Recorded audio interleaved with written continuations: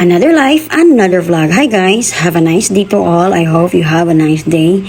So for today's video is we are going to buy toys for our child Edward because it's gonna be his birthday soon. So that's why we are going to Island City Mall here in Bohol, Philippines to find a toy that, it can make him happy. You know what I'm saying? Children, they love toys. You're just going to give them a toy and that's it. They're gonna be happy for the rest of the day, the rest of the month. So that's the plan. So my two children is in school, so we took this opportunity to buy toys for me to hide it because we are going to surprise him later. So that's it. We're here in ICM. As you can see, we are here in parking lot, and it's a good thing that we find a good spot because sometimes when we're here, we can't really find a good spot, especially when we come here late. We're supposed to come here like early or earliest so that it's easy for us to find a spot for parking. This time it's February, no? So there's a lot of decoration here in mall, especially Valentine's Day. See? If there's couple that having a date here in the mall, then they will take the opportunity to take a picture. Behind them is gonna be so sweet and very nice decoration for Valentine's Day. So right now we are here in the fashion area, and which is toys are all over. And as you can see, there's a lot of toys that you can pick. And it's gonna be take time for you to choose which one do you want because that's always happened.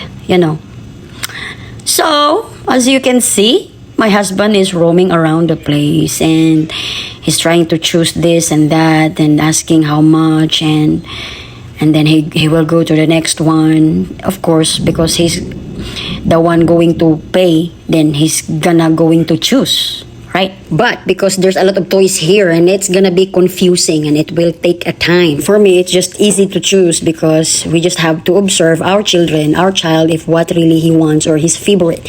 But the problem is there's gonna be a lot of toys that his favorite.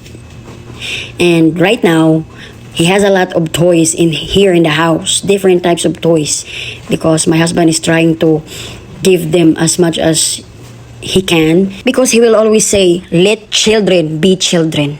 Yeah, it's true, because some of us here in the Philippines, just because of our poverty, we can't even buy toys as we can, because when you have money, when you earn your own money, instead of buying a toys, you have to buy rice or food to eat to bring to the family, right?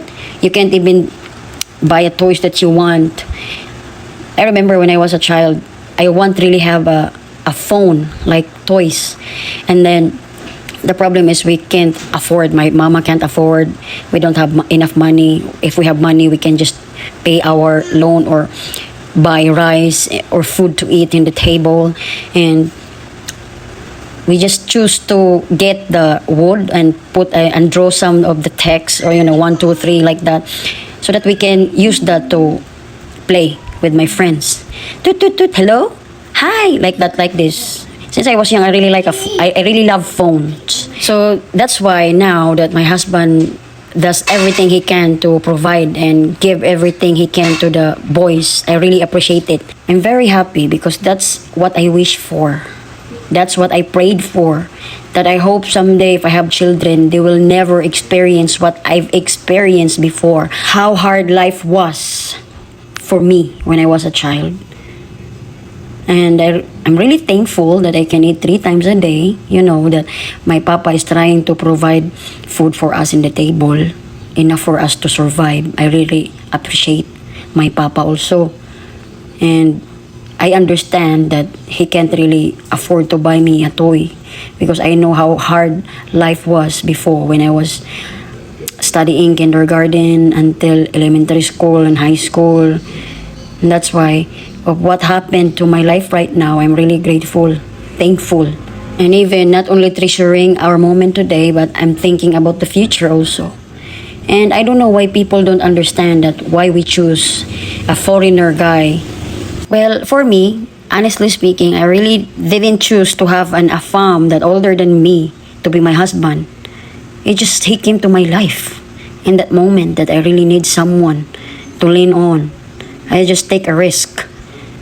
And then at the time, I don't really know what to do because I was pregnant and I was left by my boyfriend, and he don't want to take responsibility.